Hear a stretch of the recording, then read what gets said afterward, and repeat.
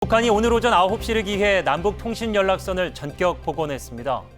지난 8월 한미연합훈련에 반발해 통신선을 차단한 지 55일 만입니다.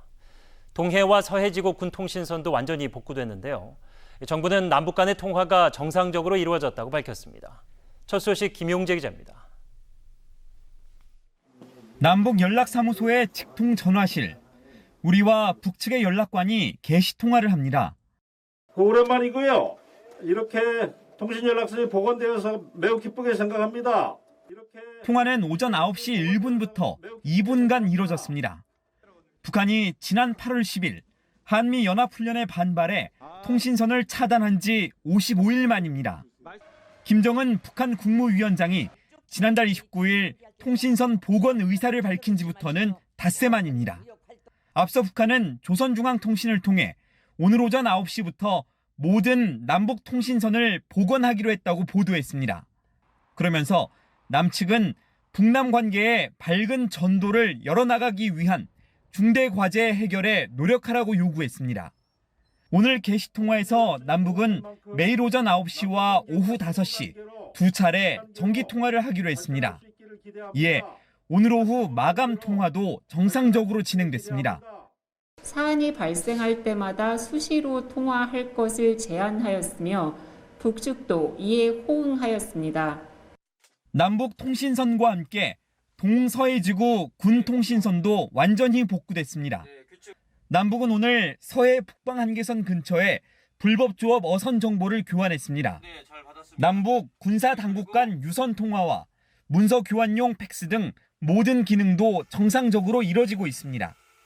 다만 북한은 우리 해군 경비함이 국제 상선 공통망을 통해 시도한 통신엔 응답하지 않았습니다.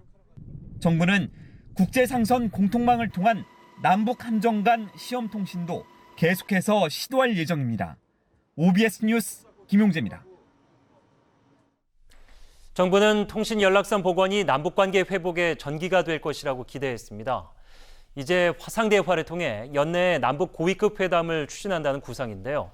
다만 북한이 관계 진전의 전제로 내건 조건들은 여전히 부담입니다. 이어서 배혜수 기자입니다. 통일부는 남북 통신 연락선 재연결로 한반도 정세 안정과 남북 관계 복원을 위한 토대가 마련됐다고 평가했습니다. 그러면서 통신 연락선의 안정적 운영을 통해 남북 합의 이행 문제 등에 대해 조속히 대화를 재개하자고 제안했습니다. 남북 관계 회복 문제와 한반도 평화 정착을 위한 실질적 논의가 시작되고 이를 진전시켜 나갈 수 있기를 기대합니다. 이인영 통일부 장관은 통신선 복원을 계기로 북한과 고위급 회담을 추진하겠다는 뜻을 밝혔습니다. 화상 대화를 할 수 있는 영상 시스템을 만들고 그동안 미뤄졌던 분야별 대화를 진행해 연내 회담을 성사시키겠다는 겁니다. 이런 노력을 통해 내년 2월 베이징 동계올림픽에서 남북관계에 획기적 전환을 가져오겠다는 구상을 드러냈습니다. 청와대는 별도의 입장을 내지 않으며 신중한 태도를 유지했지만 한반도 평화 프로세스 재개의 청신호로 받아들이는 분위기입니다. 하지만 북한이 통신선을 복원하면서 해결해야 할 과제로 제시한 선결 조건은 언제든 관계 회복에 발목을 잡을 수 있는 걸림돌입니다.